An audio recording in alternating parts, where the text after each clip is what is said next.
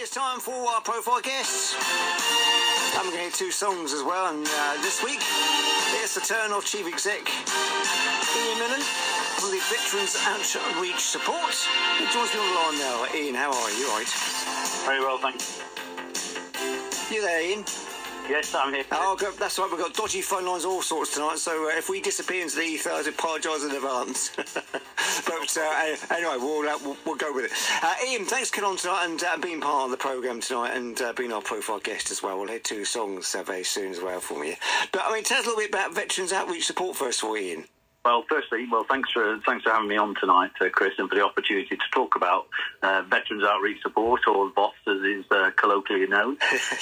We're a charity that was based and actually formed in Portsmouth 15 years ago this year, founded in 2008 by four wonderful people who came back from the 25th anniversary pilgrimage to the Falklands in 2007 and decided there wasn't much for veterans by way of support. So they decided to set up VOS initially as a small monthly drop-in. I think the first night, the Skittles night, where 2 or 3 people turned up. But the 4 people were very special. In the 3 of them were Falklands veterans. One of them was an eminent psychiatrist. One of them was the person that was running the Royal Maritime Club at the time, so you'll see a connection there as to where we are headquartered now. And there was another wonderful lady who's still very much part of the All Are of VOS today, who had a son who was sadly killed in the Falklands War. And between them, they set up VOS as a drop-in, as I said, to start with, but a bit of a kind of a one-stop shop and a social forum. And we've grown since then to a situation today where we've got over 2,500 registered users over time. We provide welfare, well-being and mental health support to veterans, partners and spouses and carers. And it's a pretty vibrant place to be and a great team to be part of because of the opportunity that we get to help veterans out in our community. It's vital, certainly organisations of the work that you do, and particularly, seeing the amount of money that you've raised as well, and you've only been going 15 years. That's quite an achievement there. Yeah, well, we're very fortunate, Chris, to be supported not only by our local community, but by a lot of larger grant makers, especially in the armed forces charity space, who thankfully can see that the work that we're doing is A, needed and B, effective, and therefore we get really good support from them. Obviously, like any funders, we have to prove our worth. We have to show that their pounds actually turn into things that are very valuable. But yeah, we're very fortunate in that regard. Yeah, and I'm guessing well supported too from the military family. We certainly are. Quite apart from the funders that I mentioned, and some of which are based here in Portsmouth. We've got very strong connections for obvious reasons, and indeed many of the veterans and families that come to see us have still got other members of their family serving in the armed forces now. And of course, being in Portsmouth, there's very strong connections. Yes. Not least, and not just Navy. I would say about half of our service users that come to see us are from the Army. Obviously, smaller numbers of RAF, given where we are, but the Royal Naval, the Naval Service with the Royal Navy and Marines, are strong numbers, and of course, unusually, especially at the time when it was set up, we served the Merchant Navy as well because of the key role that they played in the Falklands conflict of 1982. Yeah. And for some people, even though that's 40 odd years ago, but it's still very fresh in people's minds, isn't it? It is very much so. I mean, I'm a Falklands veteran myself, and it seems like only yesterday. Is that why you got involved in this? Sorry, didn't interrupt. It was actually, yes, indirectly. I think that I'd sort of been in the Navy for 30 years myself.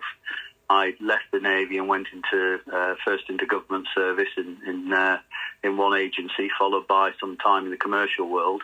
And actually, living in Portsmouth by this stage, I've always lived in the area, and it was my wife that spotted the opportunity and said, "Hey, there's a charity in Portsmouth that's connected to the Falklands that you might be interested in." And she was right, and I was. And almost 5 years ago now, I I applied and got the job at VOS, and it's I have to say it's after all that service in the forces and all the other things, it really is a dream job. Yeah, I bet it is. It's quite an honour for you.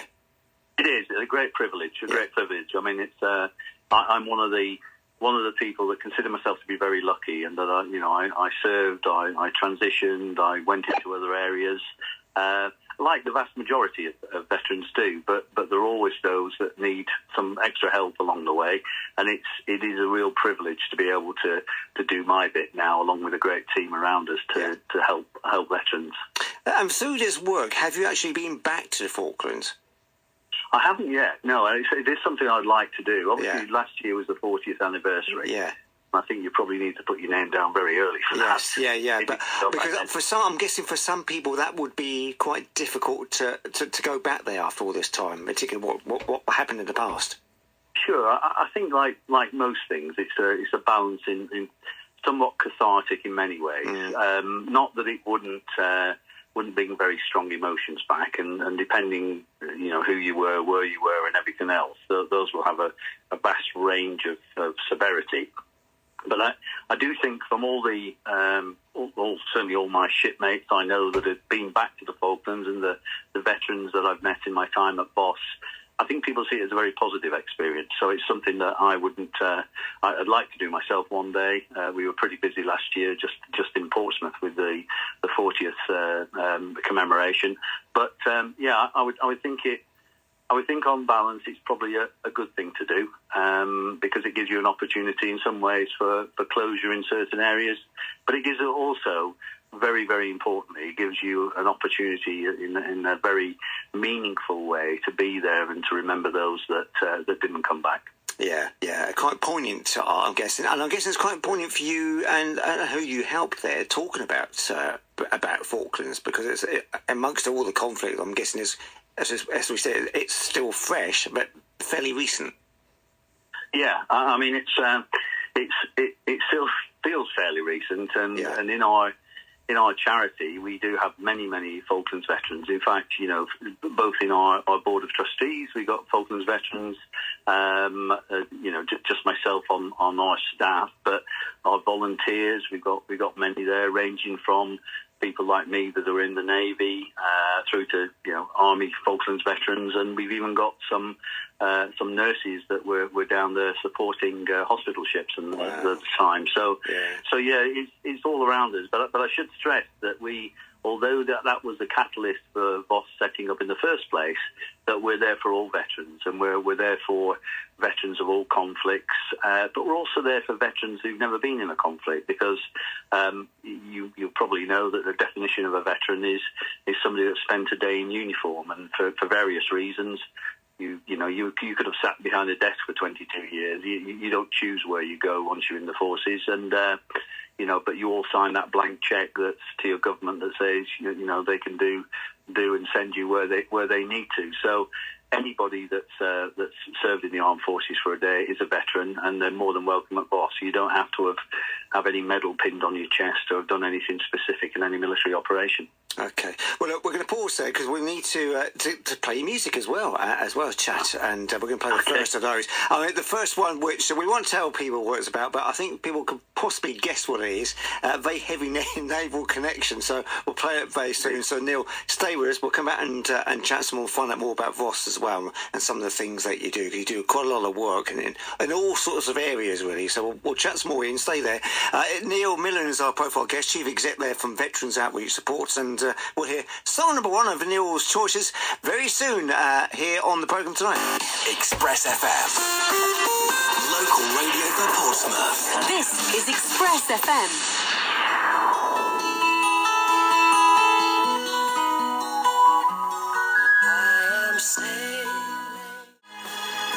What a classic song that, Ian, wasn't it, from Rochester in Sailing. I guess it says it all really about the Navy and what you do, yeah. Absolutely. I think any sort of sailor of my generation is probably a guilty pleasure for most of us. For me in particular, it was around about the time I joined the Navy back in 1977, and some listeners will remember there was a TV series called Sailor that was all about the old Ark Royal and that was the signature tune.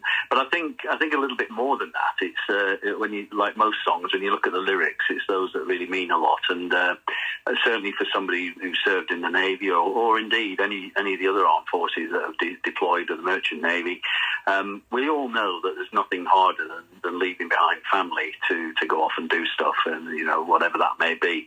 But also there's nothing sweeter than coming home and being reunited. So I think when you listen to the words of that Rod sings there, then it's a very poignant song in many ways. I think it sums up particularly how you describe things in the first half about VOS, of course, and the Veterans Outreach Support. As we sort of touched on before we played that, you do all sorts of work, don't you? Welfare, well-being, mental health, all very important issues, particularly what you've all been through. Yeah. We I think our approach, and from the outset, has been to sort of be very centred on the individual that we're supporting, or indeed their families, and we take a whole person approach, and we realise that somebody may come along and present with an issue that they need some help with, but more often than not, because we're very complex creatures as humans, it's not a single issue. So having the ability to deal with somebody's welfare needs, whether they're financial or jobs or pensions or whatever, to get them into well-being activities, into social groups amongst people that they understand and who understand them, get them involved in activities, especially creative ones that we know are good for good mental health and well-being, or if they're isolated and lonely, get them involved in befriending activities as well. And then the sort of the bit that we also have the ability to do, both from within our own resources and our small team, is if they have mental health or addiction issues that we can help with therapy and psychology and the like. So I think the main thing is that we look at that as a whole, but it's the social glue that holds everything together, really, because it's often a brave step to come across the threshold to ask for help in the first place. Well, when you do that and you're surrounded by people who you're familiar with, and you can tell your stories and they can tell you theirs, and it's just a familiar place for you to be. So that's the reason we take that approach, and it's been extremely successful over the last 15 years. Yeah, and it sounds like it too, from what you describe things there, of course. And mental health being a big issue, we've talked about many a time on this programme, and as we said there, I'm guessing as a veteran, you must have been through a hell of a lot, really, in that time. Well, people have been through. I think we've all been through various issues and operations to various degrees, and and some a lot more serious than others. But what I would say is that it's different, and for everybody it's their personal experience. So there's no one size fits all when it comes to this, and I think that's certainly the approach that we take with our mental health support as well. That it doesn't matter what the origins of your issues are. We're there to help veterans, regardless of whether their trauma has been caused through a military operation, or whether indeed it's as often the case in mental health, whether it comes from adverse childhood experiences.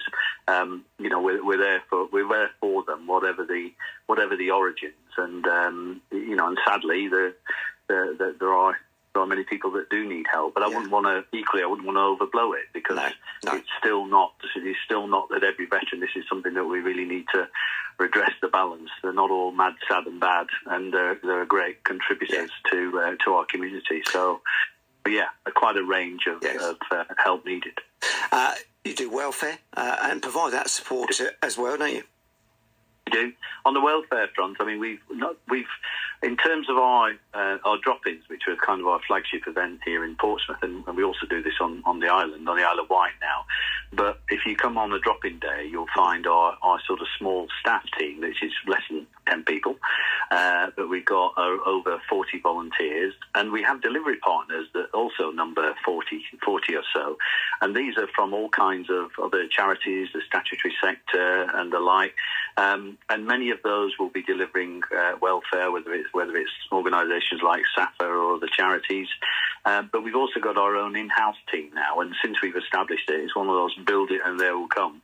because the demand for the support from welfare, one particular area I'd like to talk about a little later, but that demand is increasing all the time. And that's not surprising because of all the challenges that we have historically faced. If you look at where we are in 2023 with the aftermath of COVID, cost of living crisis, concerns about Afghanistan and the Ukraine, and all those things exacerbate all of the challenges that were there before. So having the ability to deal with them in that one-stop shop way, we don't need to give somebody a telephone number or a website to go follow. We can deal with all of the aspects of need there and then, or certainly in the course of time that they're going to spend with us. Yeah. But tell us a little bit about that new piece of work you got come up then. I think this is a really important thing to give a shout out. I mean, one of the things that I did want to put across to your listeners tonight is that the thing, somebody asked me as a chief exec of a veterans charity, what keeps you awake at night? And apart from the fact that you need to keep this charity sustained with funds, what keeps me awake at night is thinking that somewhere out here, and I live in Portsmouth and there are lots of streets with houses, is the thought that there is someone or some people in the houses in our community that need help but don't know that we're there. And equally, we've got the help to be able to give to them, but we don't know where they are. So they're one sort of group of people that are, possibly isolated, possibly lonely, who we really can do something for, and it can be life-changing. But there's a second group of people that this week have been in the news, and that's the LGBT community. And for listeners that have seen on the television this week, the Prime Minister making an apology to the LGBT community for the historic ban that there was on being LGBT within the services before 2000, and what's been described as an appalling failure of the state. With the report that's come out from Lord Etherton this week, that has both detailed that historic harm and everything else, and also the potential reparations to try and put things right for that community, there's going to be a lot of work that will be done in the future. We've always been inclusive at VOS. We've always had members of the LGBT community in our midst, but we're going to be, along with a lot of other people now, making some additional efforts to help people that come forward with, it could be things like getting their medals that they will have been denied, simple things like getting a veteran badge, or helping them apply for the pensions that they will have been denied, compensation, all those kind of things. Yeah. So I'd like to give a really big shout out to anybody that finds themselves in that position. Please know that we're there to help that community as well. And it couldn't be more important this week after this historic apology that's taken place. Yeah. It all comes under sort of the well-being and welfare sort of bracket, really, doesn't it? It covers a multitude of things, really, that particular subject. So. It's worthwhile doing. We're almost out of time. The clock has beaten us in. I know time goes so quick. Once we start, the clock beats us. People want to get involved or find out more about what the work that you do, and perhaps people might need your support and help. How can they do that tonight, Ian? How can they go about it? But simply, if they're on the web, they can go to www.VOSUK, that's Victor Oscar Sierra Uniform Kilo.org.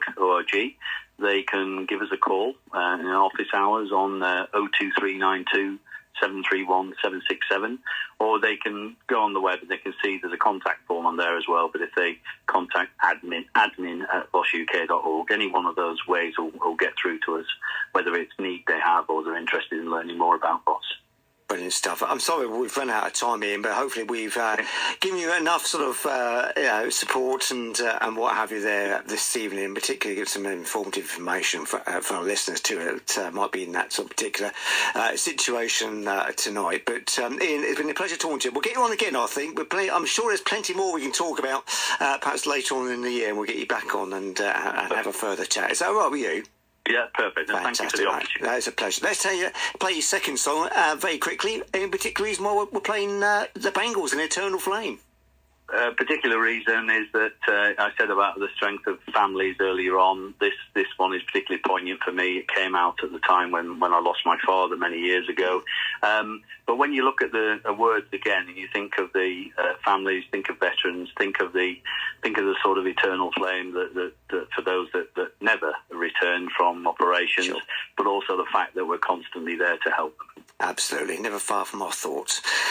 Ian Millen, Chief Exec of Veterans Officer Support, thank you very much indeed for coming on tonight. It's Veterans Outreach Support, I should say. Thanks for coming on tonight, Ian, and chatting to us and being our profile guest. And let's have a little bit of a listen to the Bengals this evening here on the show. Ian, thanks for coming on. Talk soon. Thank you, Chris. Cheers, all the best. Take care now. Bye-bye.